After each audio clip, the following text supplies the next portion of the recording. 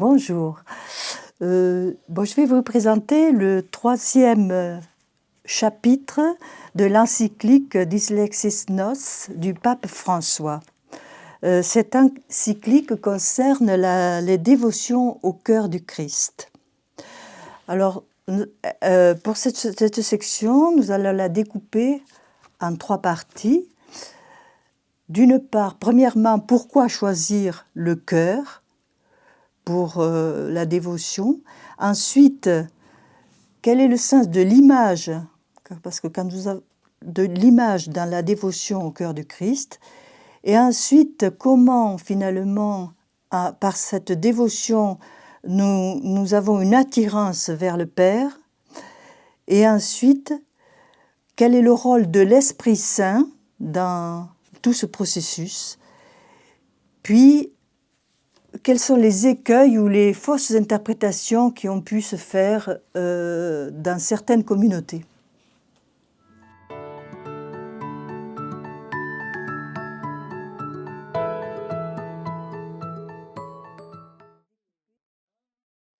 Alors, pourquoi choisir le cœur? Le choix du cœur n'est pas anodin. Le choix du cœur est très important. C'est l'organe le plus important du corps humain. Et pour le Christ, c'est l'organe le plus important aussi, puisque le Christ s'est fait chair. C'est le centre de vie physique. C'est notre centre de vie physique et c'est aussi le centre de vie de toutes nos émotions, de nos sentiments, de l'affection et de l'intimité la plus personnelle de l'être, aussi bien du Christ que de nous-mêmes. Et c'est vraiment l'organe qui représente l'entièreté de l'être.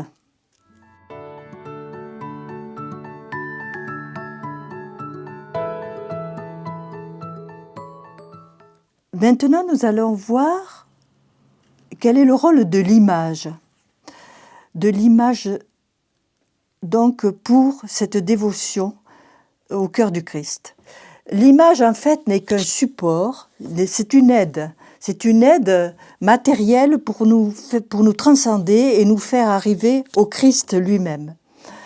Et l'Église a choisi l'image.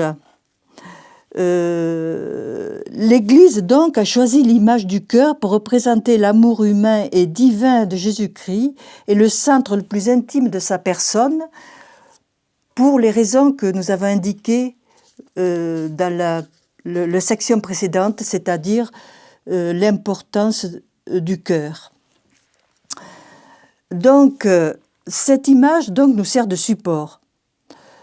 Elle représente le cœur, c'est comme un organe unificateur et l'expression de la totalité de la personne. Elle nous renvoie donc à la totalité de Jésus-Christ. Élever notre cœur elle nous permet d'élever notre cœur jusqu'à celui du Christ vivant et à l'unir avec lui.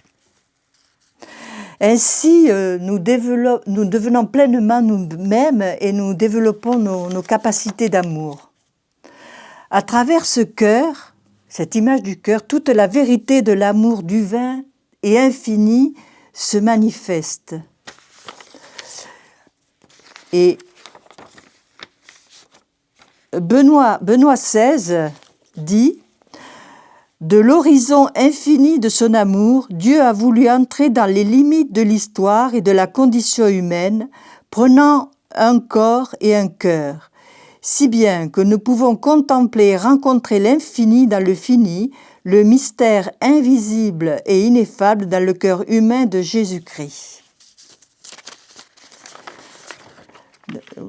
Voilà.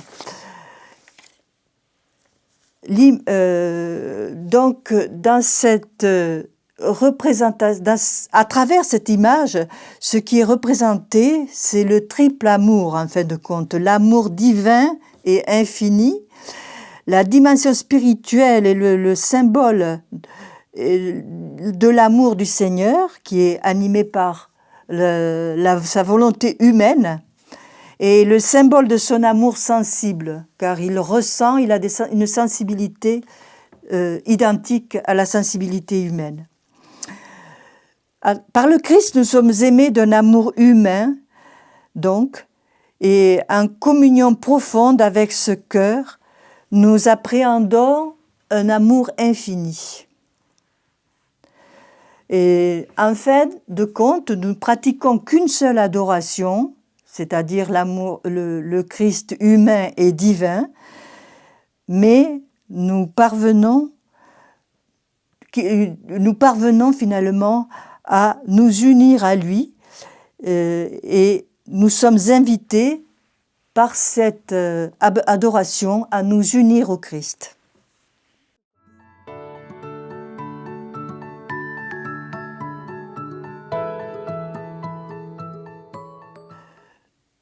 Donc, en troisième partie, le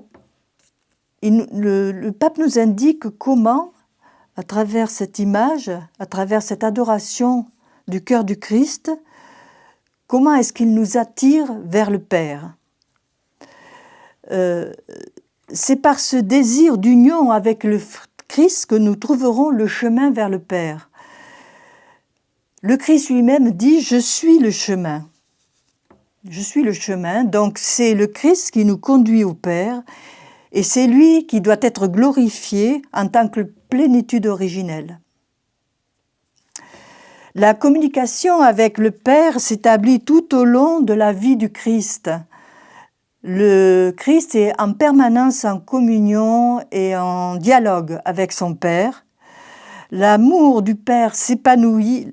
L'amour du Père pour le Fils s'épanouit et représente l'amour infini que Dieu a pour nous-mêmes.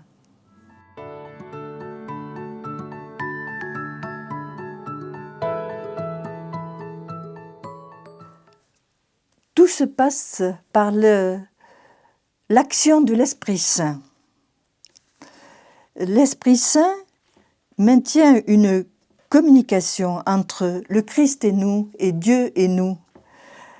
Par notre relation avec le cœur du Christ, nous sommes invités à remonter à l'amour du Père. Par l'Esprit Saint, dans le cœur de Jésus que nous partageons avec lui, dans notre propre cœur, nous vivons une foi concrète, proche de Dieu. Nous sommes dans le Père, le Fils et le Saint-Esprit.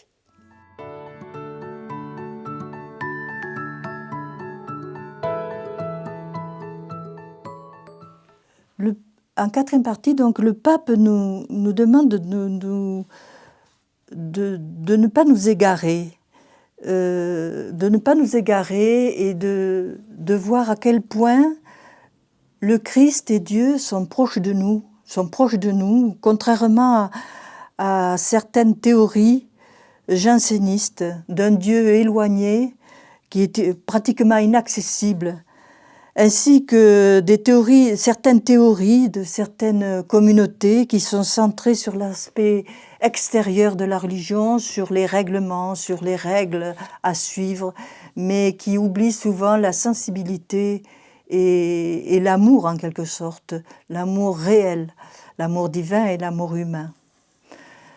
Le pape donc nous demande de garder cet amour, de rester sensible et de bien avoir en tête que le Christ, il est humain et divin et proche de nous.